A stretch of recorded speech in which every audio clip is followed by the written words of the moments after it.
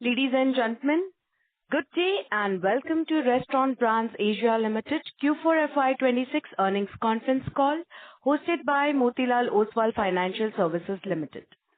As a reminder, all participant lines will be in the listen-only mode, and there will be an opportunity for you to ask questions after the presentation concludes. Should you need assistance during the conference call, please signal an operator by pressing star then 0 on your touchtone phone. Please note that this conference is being recorded. I now hand the conference over to Mr. Naveen Trivedi from Motilal Oswal. Thank you, and over to you, Mr. Trivedi. Yeah, thank you so much, Michelle. Good morning, everyone. On behalf of Motilal Oswal, I'm Naveen Trivedi. Would like to welcome you all to the Restaurant Brand Asia's 4Q FY26 earnings conference call. From the management today, we have Mr. Rajeev Varman, Whole-Time Director and Group CEO, Mr. Sumit Zaveri, Group CFO and Chief Business Officer, Mr. Kapil Grover, Group CMO, Mr. Sandeep Dey, Brand President Indonesia, and Mr. Gaurav Jhan, Head of Corporate Development and IR. I would now hand over the call to the management for the opening remarks. Over to you, Raj. Thank you so much. Thank you. Thank you very much, and thank you for joining the call again. Really appreciate your time. One of the things that we want to announce that are not numbers is that we were certified as a company here in India. If you guys can go on mute, please. There's some disturbances. Be on mute. We were certified as a great place to work, which is a prestigious global credit that we received. Power to the entire team.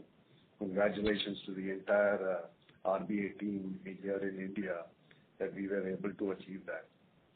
Now coming down to the business, we continue to build volumes, which is what I've been talking to you about for many quarters now.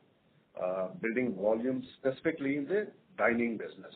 We continue to drive more and more traffic. In fact, in the last 3 years, we have grown traffic in our dine-in business by 18%. And this is becoming the cornerstone of how we are going to move forward into the next few years with this kind of volume that we are creating inside of our restaurants. So if you look at our fourth quarter, we ended the fourth quarter with a 6.3% SSSG growth, which is the highest that we have achieved in the last 12 quarters, and that momentum continues. We did this obviously through several of our verticals. Value consistently, for the last 12 years, we've been driving value. The leadership in this industry in value, we maintain that. We continue to drive more and more traffic through value. Our latest offering is 2 for 79 and 2 for 99 on the veg and chicken side, and that continues. On top of this, value offering, we also started strengthening our core and as well as our premium offerings. You might have seen our ad on the Korean kimchi that was aired digitally, and that has driven significant volumes at a very higher ABC on the premium end of our menu. So this combined effort of, now for several years of delivering value and then now switching to not just delivering through value, which we consistently continue, but also now to add a layer of premium. So that this strategy of doing this together is where we ended up with a 6.3% SSSG growth. We continue to strengthen our digital platform. I think everyone's aware that the entire industry is moving to that direction. 91% of all our orders are now digital, which gives us a significant control on not only the cash elements of our business, but also the consumer element of our business. Both those continue to strengthen. 51% growth in monthly active users over the previous year when it comes to our CRM program. So this is very good. 51 might be on a very small base, but as we have told you, we have started this journey, and we will continue to stay stable with this journey. On the profitability side, we have been talking to you about the delivery profitability, where we continue to bring in a product mix combination that actually increases our throughput down at the EBITDA level on the delivery sales. That journey continues. In addition to the traffic, we continue on the delivery business. So that is continuing to make the delivery business profitable.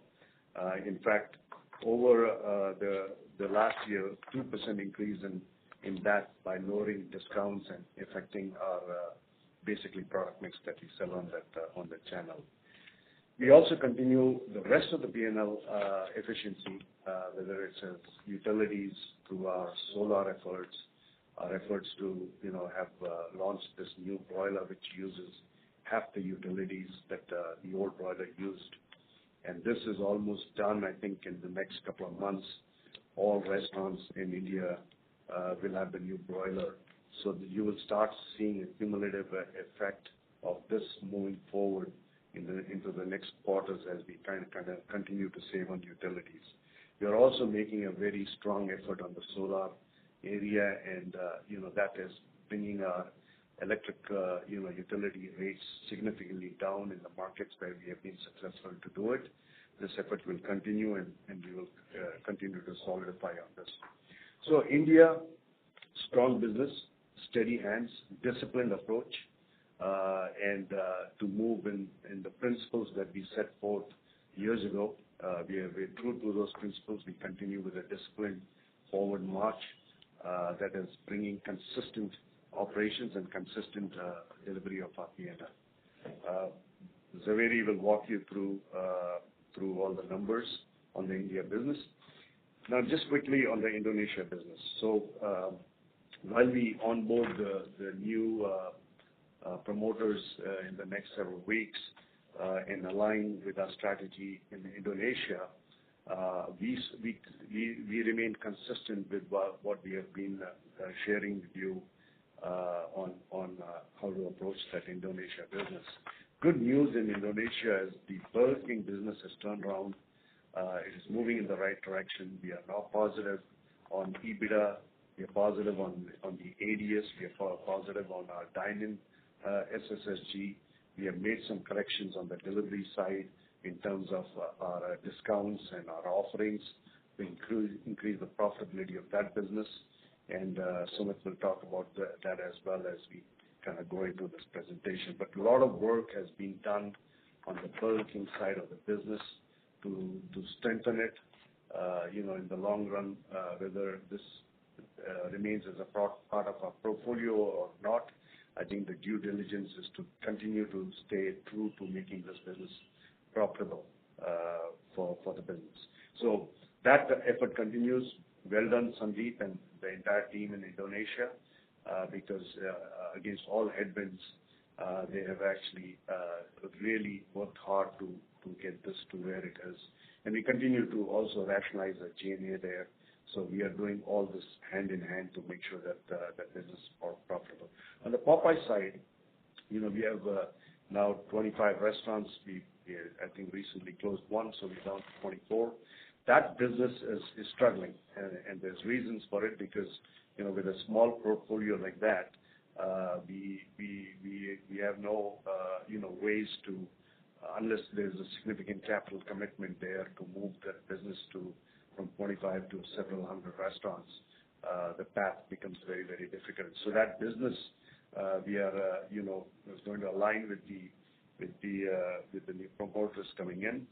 But the sense over there is very simple that it has to be part of someone else's portfolio, not ours. I think we would like to stay focused on the Burger King portfolio and build that portfolio and get it to a healthy margins. So that's on the Indonesia business. Overall, as we look at the 3-year journey that we have done, we have built here in India, almost doubled the restaurant counts from where it was in FY22. Revenues have grown almost 2.5%, 2.5 times the revenues we saw in FY22. Our gross margins have improved significantly, 3.2% gross margin improvement from where it used to be at 65%.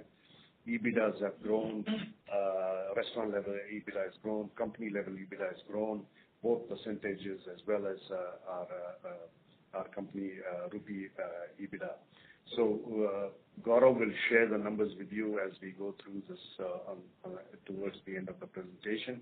So now leaving it over to Sumit, who walk you through the specifics of India and Indonesia numbers. Over to you, Sumit. Thank you, Raj, and good morning to everybody.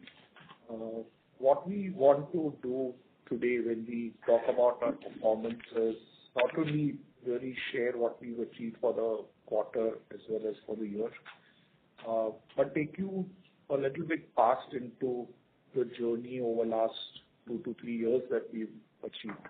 Because that's something which I feel is relevant for all to also look back as we start seeing the results of that entire journey to be reflected in our financial performance for the year as well as for the quarter. Raj mentioned clearly that, for us, getting more people into our restaurants is the key. Value has always been the mainstay of our strategy. It continues to be part of our strategy. Currently, we are leading value with a very strong proposition of 2 for X. And you will see that will continue. That will remain one of the mainstays of our strategy. Value will remain as one of the mainstay of our strategy as we go along, because that's something which will help us continue to drive traffic in our business. As we build the traffic into our restaurants through value as a strategy, we also believe that we have a very, very strong positioning on taste as well, taste credentials as well. And hence, we need to effectively start strengthening the other layers to take the leadership on the taste side as well very, very clearly and strongly. If you look at what we've done to our overall menu offering on the burger side over these years is, we've strengthened the core side of the menu. We've introduced the entire Whopper Deluxe range, which sits right in the middle, with a offering of around 5 products that sits very clearly, and then introduced at the premium end the entire King's Collection, which sits at the top of the ladder on the burger side of the leadership. And we've used this very, very effectively. If you've seen through this entire year, now we're starting to establish that through a very strong LTO proposition. Korean was one of our lead offering last year, and we are continuing into that offering even this year.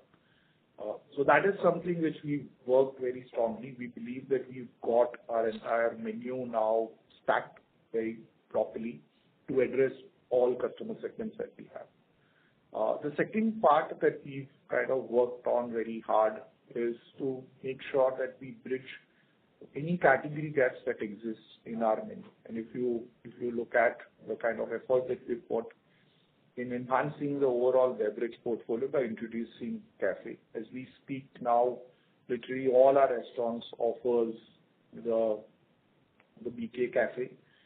There could be few restaurants because of the limitation of the location, we might not have cafe in those stores, and we'll continue to work to see how do we do it. But the fact is that now the cafe offering is available in all our restaurants. So that was one big gap that we had in our offering. And then as we introduced and expanded cafe, we started believing that the LTO strategy, which we follow on the burger side, should also be followed on the beverage side in order to establish the category. We started with co-branded desserts and beverages last year. Now we've also moved into bringing variations to the carbonated side of the beverage, which is what you could see in our restaurants clearly. So on the menu side, before I go on to the next phase that we've also worked on the menu side, we could very clearly see that we've strengthened value.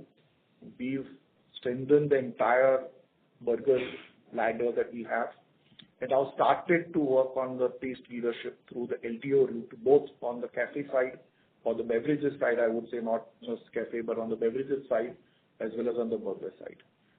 as we've completed, as we believe that we've kind of come to a very good stage as far as our menu offering is concerned, we parallelly believe that it is also important that we start knowing our customers well, which is where parallelly we did substantial investments over these last few years, and launched our own stack for BK app, self-ordering kiosks, and table ordering.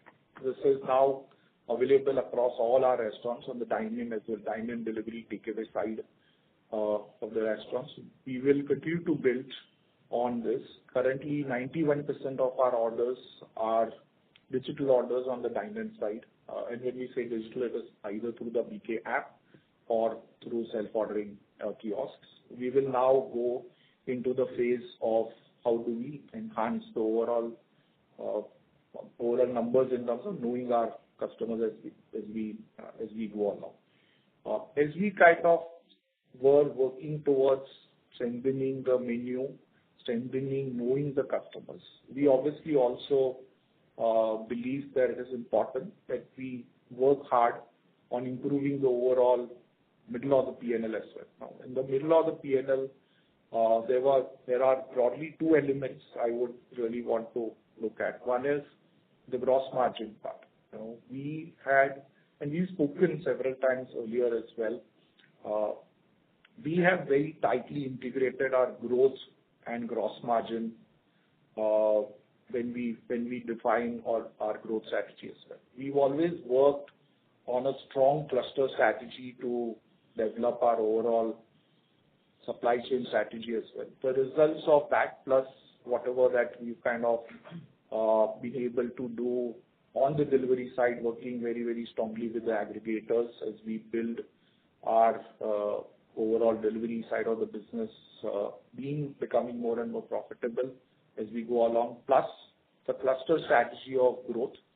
We've only seen our gross margin to improve by almost plus over 2% over last 4 or 5 years. And that will continue to kind of grow going forward. We ended the year on the gross margin at 69%, and happy to share that for the quarter we were at 70%, which is the exit that we have as far as gross margin is concerned. We've been able to kind of move the target to get to 70% almost by a year from what we've spoken with you all earlier. We would take this journey forward. We're not at the moment not talking about the next phase of targets. We'll come back with you at an appropriate time on that as well. But coupled with growth, we've also been able to simultaneously address gross margins, improving it by almost around close to over 2.5% to 3% over these last 4 or 5 years. The culmination of this entire journey can be seen in SSSG, can be seen in gross margin improvement, can be seen in restaurant EBITDA margins, and across the lines if you look at it. I would just put a mention of SSSG. We've been, over the last few years, you would have observed that we've been in a very tight range of early single digits of 2 to 3% range over these years. For the full year now, and I would put it to the culmination of the entire effort that the team has put in. We've ended the year at a 4% SSSG and starting to kind of show improvements in our SSSG growth over these last 2 quarters as well. As you could see, this quarter that ended March, we were at 6%, and a quarter before that we were at 4.5%. So we're kind of starting to see the results. Obviously, we're not sharing numbers for where we stand today, but we can at least share with you that the trend that we've seen in last quarter, we're seeing the strong trends to continue even in early part of this financial year as well. We've got to a total revenue of 2,271 crores for the full year, with a restaurant EBITDA of 11.6%, literally doubling over last 5 years. We were at around 5%. We've gone to 11.6%. Similarly, on the company EBITDA level, we were at 2.5% in FY23. We've got to 5.8% in FY26. So that has also grown more than twice of what we have achieving. So we believe that the entire effort that we've been putting, being in those early single digits for last 2 years, but constantly building the base for the business, we believe that we are now starting to see early results of all the effort that the team has put in.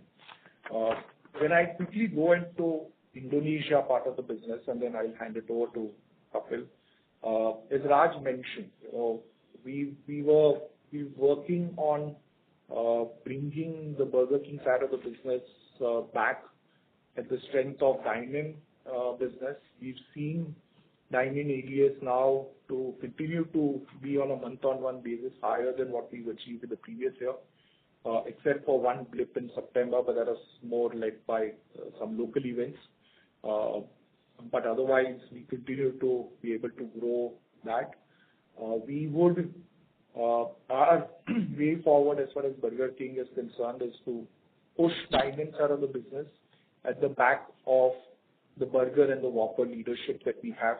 Our market study in Indonesia very clearly states that we have leadership on the burger side in the minds of the customer. We would certainly want to take that forward as far as dine-in is concerned. On the delivery side of the business, while ADS growth, we did see early success in ADS growth, but it was coming at lower margins and flow-throughs, which we feel is not the path that we should take.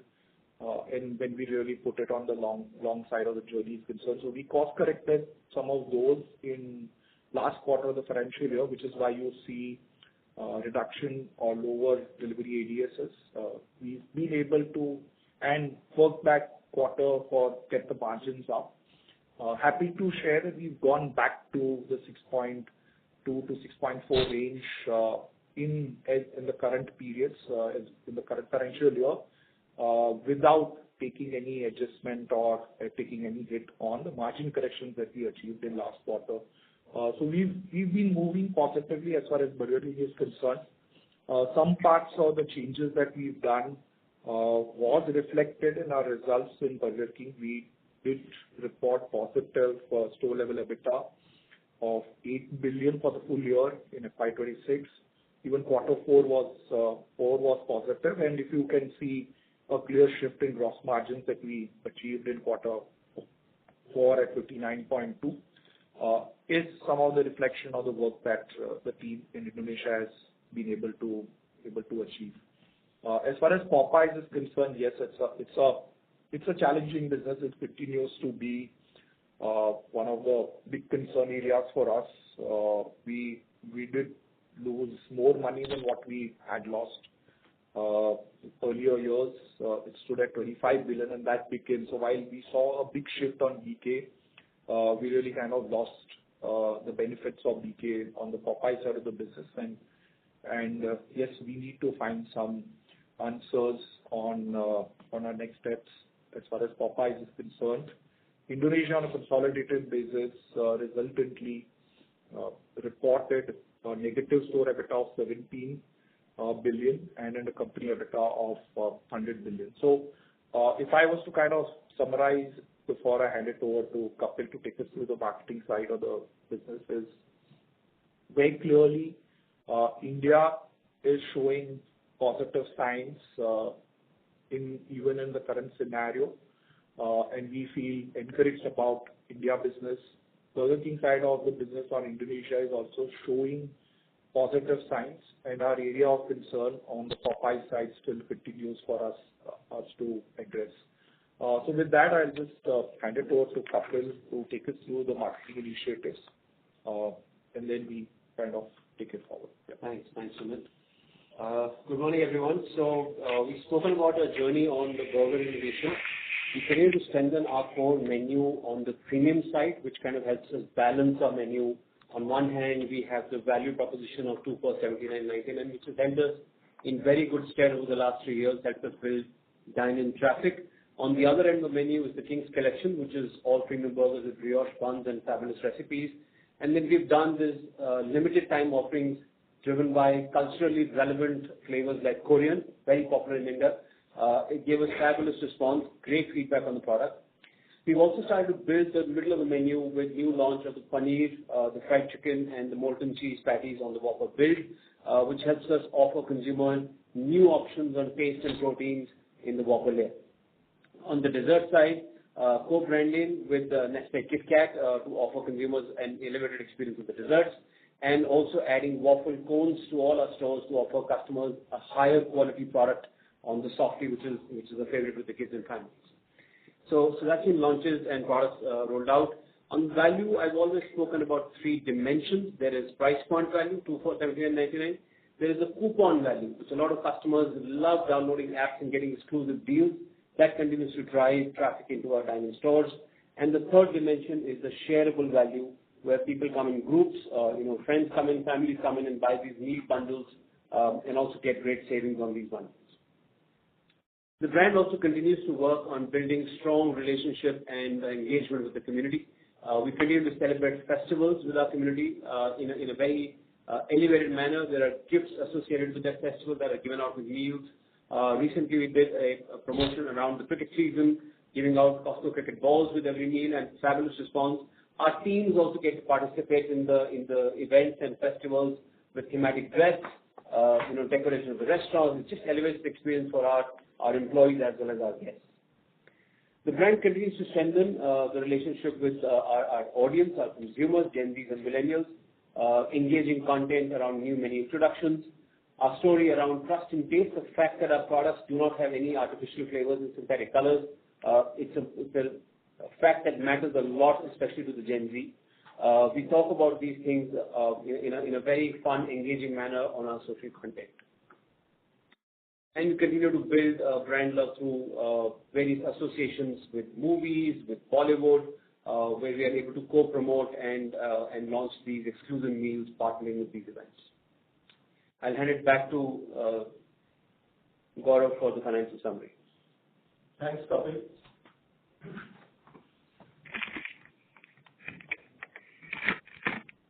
I will skip ahead to slide number 25 for the summary of our 5-year journey, as well as progress against the outlook we had given at the start of the year.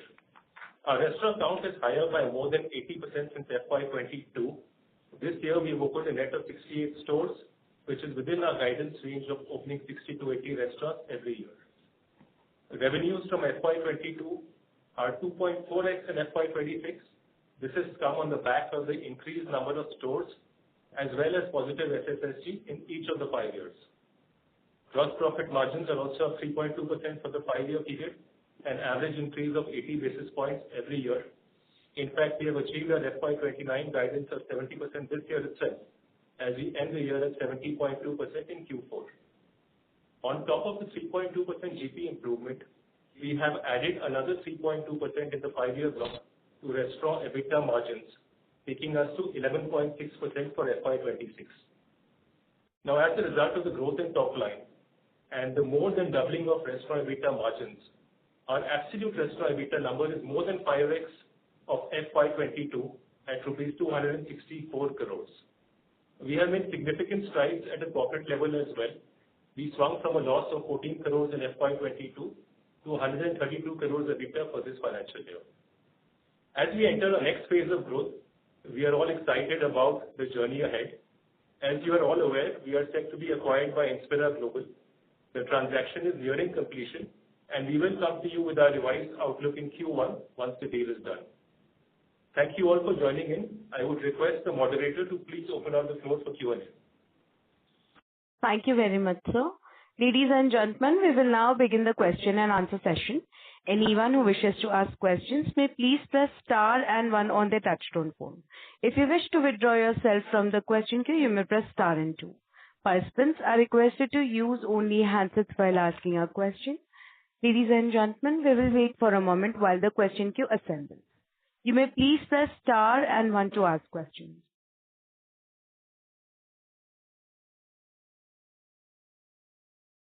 The first question is from the line of Devanshu Bansal from Emkay Global. Please go ahead. Yes, sir. Hi. Thanks for taking my question and congratulations on a good performance. Raj, we have indicated healthy traction in the cafe ADS, which is sort of reflecting in better gross margins also.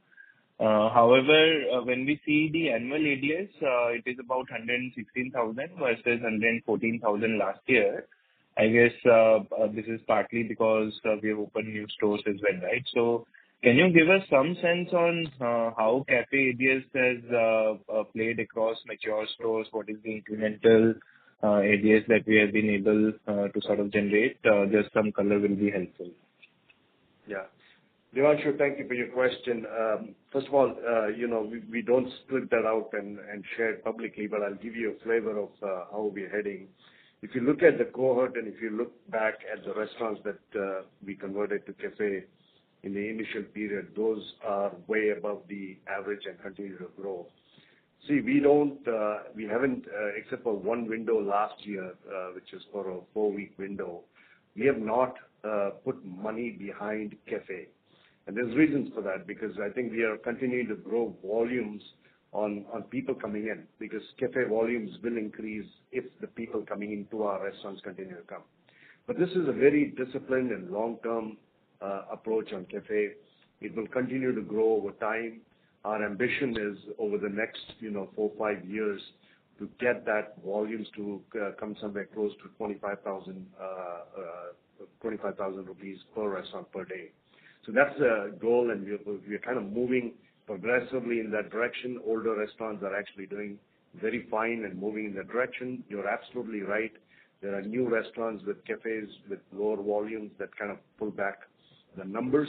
But this is a very, very long-term disciplined approach.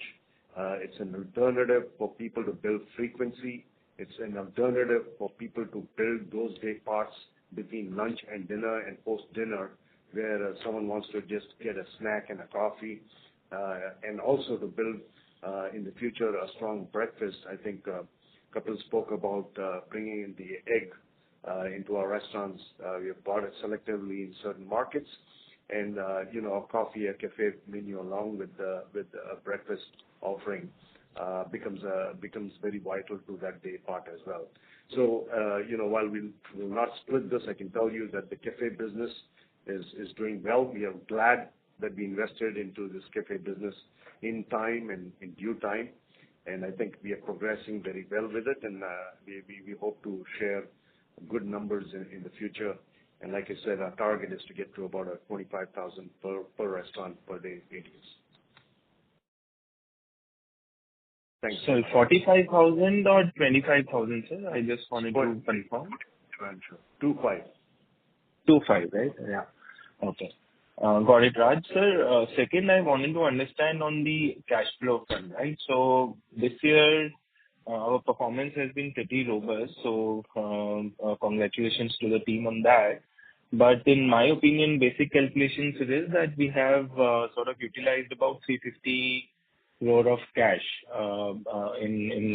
in the operations, right? About 130 has gone to the international subsidiary, but still the India business has also sort of consumed about 200-220 crore of balance sheet cash, right? So how do you see that? Because we started the year with about 500 odd crore of cash, but now we are at about 150 odd crore of cash, right? So going ahead, how do you see this playing out for you over the next 2-3 years?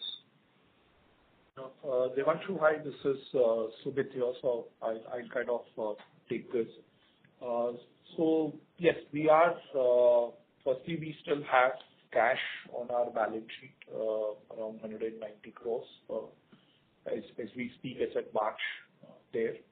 Secondly, you've seen that we've only been growing cash from operations, 99 crores to 132 crores this year. We are working towards getting to be cash flow neutral over next 6 to 8 quarters. And that is something which has always been our journey there. With the cash that is available on balance sheet, we believe that we should be able to kind of take that journey. We feel that the goal that we had set ourselves to get to a free cash flow positive number, which funds for the growth that we have set ourselves for, which is around 60 to 80 restaurants on an annual basis. We should be able to get to that state over next. Our sense is that anywhere between over next 4 to 6 quarters, we should be able to kind of start getting to that number. As you've seen also for the quarter, we generated 40 crores of cash for the quarter as well. So we believe that we are on track to be able to get to free cash flow over next 4 to 6 quarters. Got it. So FY28 broadly should be a free cash flow positive year for you, right? That's the right takeaway as a whole. Actually, you're absolutely right. That's the target that we have, and that's what we are working towards as far as India part of the business is concerned. Got it. Sumit, thanks for taking my questions. Thank you, Devanshu. Thank you. The next question is from the line of Rushabh Sharedalal from Pravin Ratilal Wealth. Please go ahead.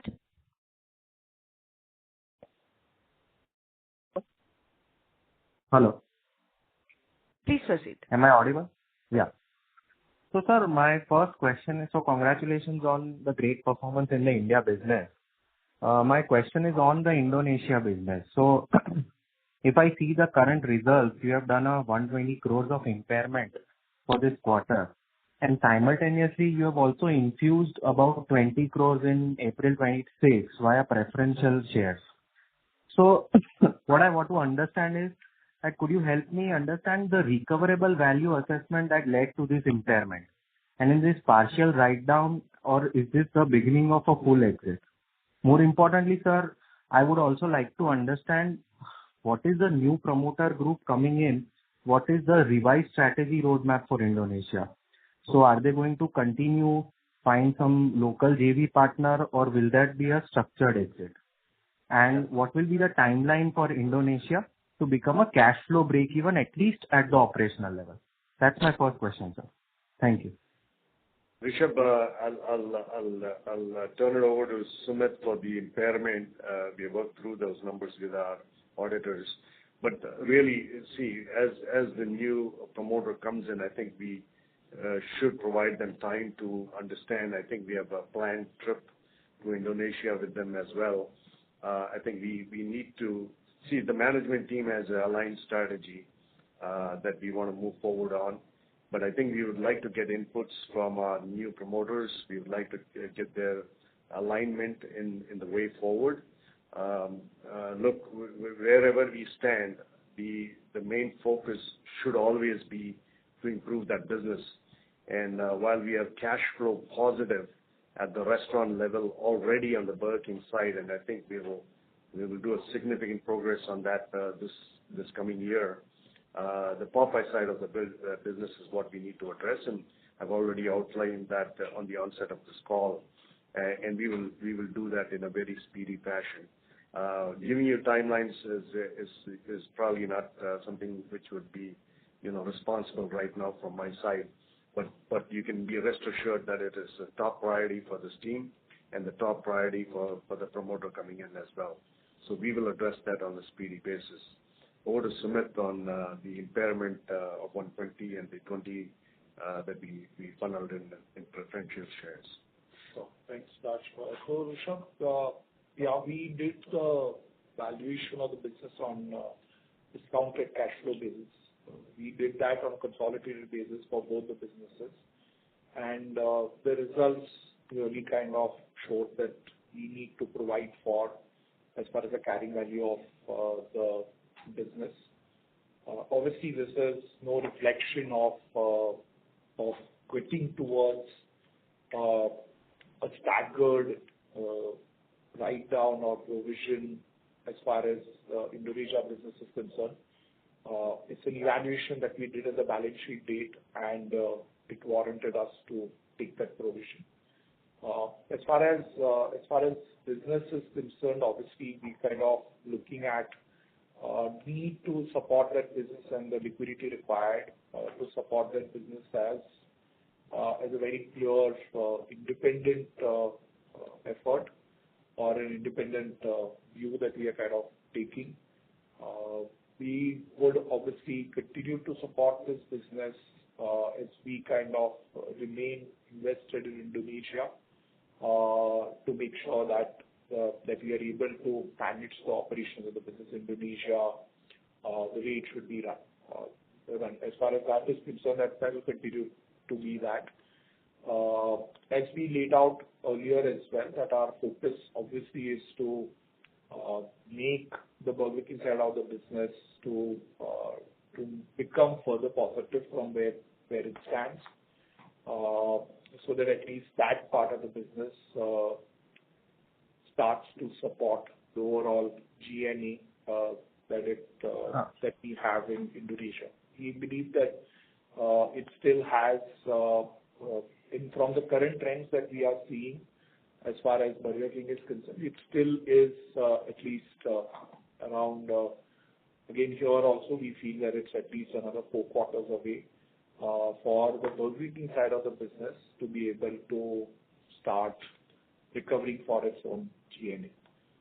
Popeyes. So, sir, I get your point. What I'm trying to ask is that how much more funds are going to be infused in the Indonesia business? That's point number 1.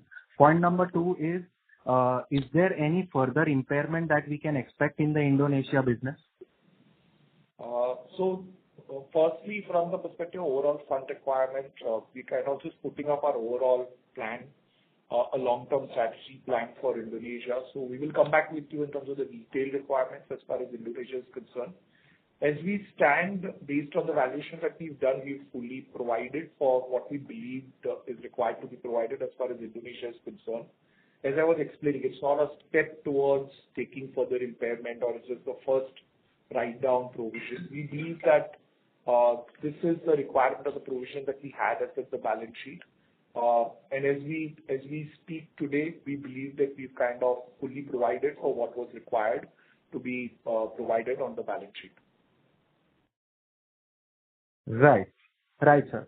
So my only request to the management is we are already doing a stellar performance in the India business, and it is the Indonesia business which is driving down our performance. So my request is to take a proper call on it. I think it's almost 4.5, 5 years since we are running a loss-making business. So either we take up, structural exit, or we actually do something and give us proper timelines. That is my only request. The second question that I want to ask is on the new promoter that is coming in. So the Lenexis Foodworks also runs the brand of the Chinese Wok, and given that both are QSR businesses with shared infrastructure needs like supply chain, real estate, technology, has the board evaluated or does it intend to evaluate in any form or combination any brand licensing, operational merger, or a formal reverse merger of Lenexis into RBA entity? Not today, but down the line, maybe 3 years down the line, 5 years down the line. And if not, what is the firewall to prevent related party conflicts given that promoter controls both the businesses? And how I, as a minority shareholder, can be assured that my interests will be protected? Thank you, sir. Yeah, thank you for your question. See, these are 2 separate businesses. They are run completely separately. It's very premature, to even comment on any of this right now. They're not even onboarded. The deal is still to be closed. There's no talk. There's no discussion. There's no strategy. There's none of that on any of the merger of. They're very different businesses, and they're in their different life cycles as well. So there's zero conversations right now of any of what you've asked. I think we're just disciplined on what we have, and like you said, the focus for this team and the new promoters coming in will be predominantly to move ahead and do something with structural changes in the Indonesia business. So that is where we are sitting, and that's the focus area for us right now. Right, sir. Just one small point before I end my question. When do we expect the new promoters coming in and the process to be completed? When can we expect that to be completed? We're just waiting for some approvals from the government coming in. I think once those are there, then we will speedily move forward. But I think it's a short this thing, so we can't outline when those approvals will come in. But once they come in, we'll move fast ahead. We're all prepared to close this very speedily. Right, sir. Thank you so much. Thank you so much, and all the best. Thank you. A reminder to all the participants that you may please press star and one to ask questions. The next question is from the line of Kaushal from Unifi Mutual Fund. Please go ahead. Hello, sir. Good morning. Can you hear my voice? Yes, Kaushal. Yes. Continue. Yeah. On the open offer only, my question is the only approval that is pending is the CCI approval, right? Competition Commission of India, if I'm not wrong, because SEBI has given their final comments on the offer. So that is question number one. Question number two is, how are you pivoting in this uncertain times of LNG crisis and crisis? Are you taking a move to induction cookers? Are you pivoting to induction stoves? Or are you still, how are you tackling this LNG crisis is what I wanted to ask. It's a great question. I mean, the entire industry is kind of working through that. See, certain things we have done preactively, and some of them we have actually done way before even the crisis was on the air. This new broiler that we are installing is not a LPG or a PNG broiler. It's actually an electric broiler. It consumes half the electricity and half the utility in rupees cents, and it's electric. So we have literally, I think, in the tail end of installing this, we've got one more round of installs that are coming in, and once those are all in, all our restaurants will have electric broiler. Now this broiler is we do flame grilling, so we don't our products are flame grilled, and that's the essence of the brand. So those will be in place. We also have a significant amount of electrical broilers. Our engineering team is working feverishly to enhance that portfolio of electric fryers as well. And then all the efforts in terms of taking the electricity costs down in future is also the solar project that we have in place to move forward. But we have been thankfully lucky so far to have kept the restaurants open every single day and work, and I think we're getting a limited supply, but we have also cut down on the total consumption significantly. So I think with the reduction in what's available and the reduction that we have made in terms of our consumption, I think matches thereabouts, and we are able to kind of sustain that moving forward. We have a very clear strategy to move this to electric forefront, and we are moving very speedily to do that. So, on a ballpark number of 100% of what you cook, what percentage would be LNG and what percent would be induction right now, and where you want to go? Can you give a percentage terms or ballpark numbers so that we have an idea? Yeah, I don't think we have those numbers here to share with you. I can tell you that we have not closed any restaurants, for a day or any tenure longer in this crisis period. If you look at our grilled products, they will all be on electric very soon. Our vegetarian side, we are moving very speedily to install those electric fryers. We have got a significant amount already done. PNG gas is available. There's been no pullback on PNG, so all restaurants with PNG are still doing well and continue to have no issues. It's the LPG, restaurants that have had a challenge, but I think with all the stuff that we're doing, by the way, we're converting a lot of LPG into PNG as well. So in markets where PNG is available or where the steps have been taken to make that available, we are moving rapidly to get that done as well. So we don't have any percentages to share with you today, but there's a lot of effort to make sure that what we have done in the last month or a little over a month of the crisis, we continue to do to keep the restaurants flowing. I don't think there is any current any danger to any of our businesses in terms of LPG. So we're in good hands there. I think that's probably the most important thing for you. Yeah. Just question of, I think you made a CCI approval in March, so that's the only thing that's pending, right? Yeah, I already answered that, yes, that we are waiting for that as well. Okay. So thank you so much. Thank you. Thank you. The next question is from the line of Anuj T from Antique Stock Broking. Please go ahead. Hi, team. Congrats on a great set of numbers despite the macro headwinds that we're seeing. My question is mainly regarding the gross margin. We've seen excellent gross margin expansion year on year.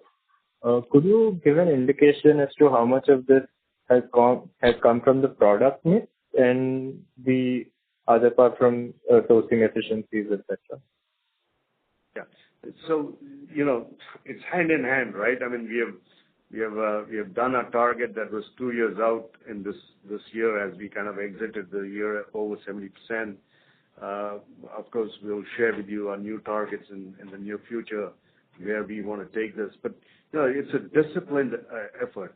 See, one of the most key things in this business is to stay disciplined on your strategy, and we have stayed disciplined on it. So, one of the elements of our strategy is to bring the food close to the restaurant, right? So that is helping in a big way our transportation and bringing in additional suppliers also brings down costs. So that is working very effectively, and a lot of our progress is based on that. The cluster strategy that Sumit was talking about helps this food closer to the restaurant, because as we build restaurants in the clusters, we are able to support new suppliers in those areas, and that's a constant effort, and it's a significant part of where you see this gross margin moving. Product mix, Kapil spoke about building the premium layer, and that comes at a higher APC and a higher, at least rupees gross margin. That effort continues, but a lot of ancillary items that we have introduced, as you can see, the fizz drinks, the new cone, the waffle cone, these are very high gross margin, as you can imagine. If we bring in, and the cost of bringing that extension on a product is very small towards what we can gain on the sales price. So those are also kind of enhancing our gross margins as well. And so it's a combined effort. We are kind of moving in a combined way, and each vertical of this element is contributing towards this progress. Just a small follow-up, since you mentioned a lot of the ancillary products on the product mix. I want to ask how the deluxe range that we had become more aggressive on in the last 3 quarters over last year, say how much of that would be contributing to the incremental growth in terms of SSSG, if you could quantify that. We don't share product mix numbers, for competitive reasons. No one really does, but I can assure you that that's something that we are building on, and you will hear a lot from Kapil in the coming months on what he's going to do with that range. We don't specifically share those numbers for competitive reasons. Yes. Thank you. Thank you. Thank you. That was the last question. I now hand the conference back to the management for closing comments. Thank you, and over to you, sir. Yeah, thank you very much. Really appreciate everyone joining in. Thank you for your support, your time today. Like I said on the onset, a very, very strong business in India that continues to become stronger. We have a very, very disciplined plan to take this to the next level.